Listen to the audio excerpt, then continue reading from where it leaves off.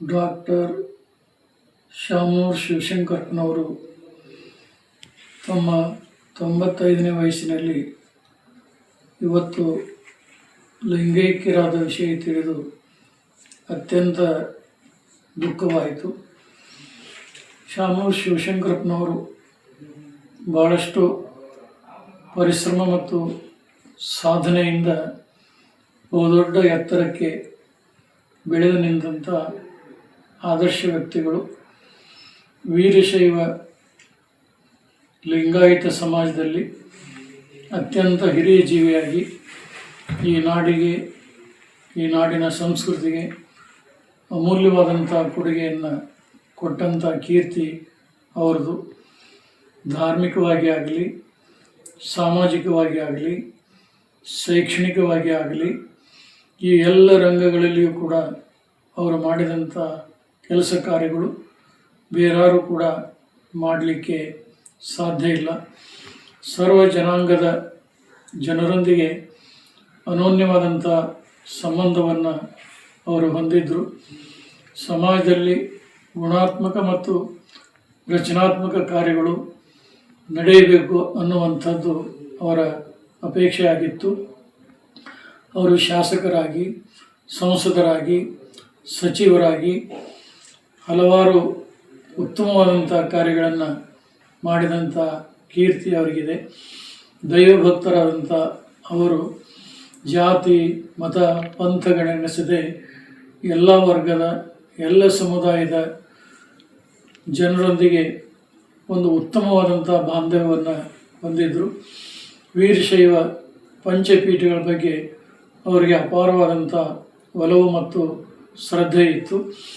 ಅವರು ಮಾಡಿದಂಥ ಮಹತ್ ಕಾರ್ಯಗಳನ್ನು ಕಂಡು ರಂಭಾಪುರಿ ಧರ್ಮಪೀಠದಿಂದ ಅವರಿಗೆ ಶ್ರೀ ಜಗದ್ಗುರು ರೇಣುಕಾಚಾರ್ಯ ಪ್ರಶಸ್ತಿಯನ್ನು ಅನುಗ್ರಹ ಮಾಡಲಾಗಿತ್ತು.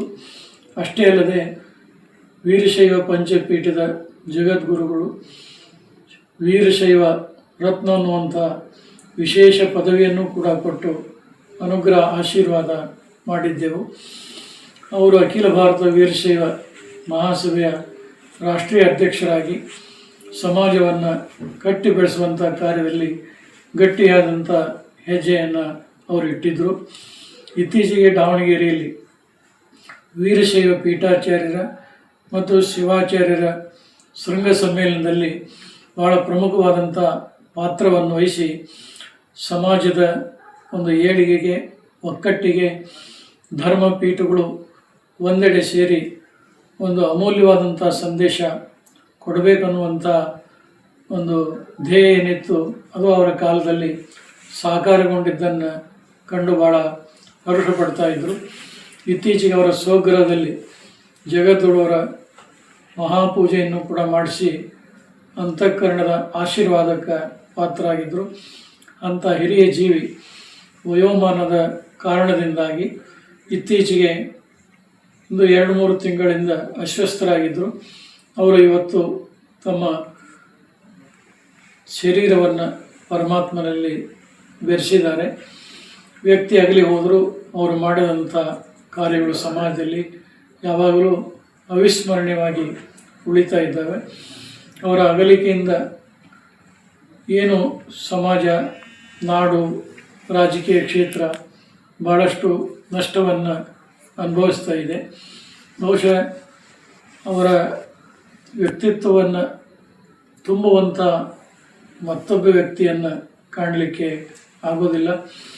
ಅವರು ಅಜಾತ ಶತ್ರು ಅಂಥೇಳಿ ಎಲ್ಲರೂ ಕೂಡ ಅವರನ್ನು ಕೊಂಡಾಡ್ತಾ ಇದ್ದರು.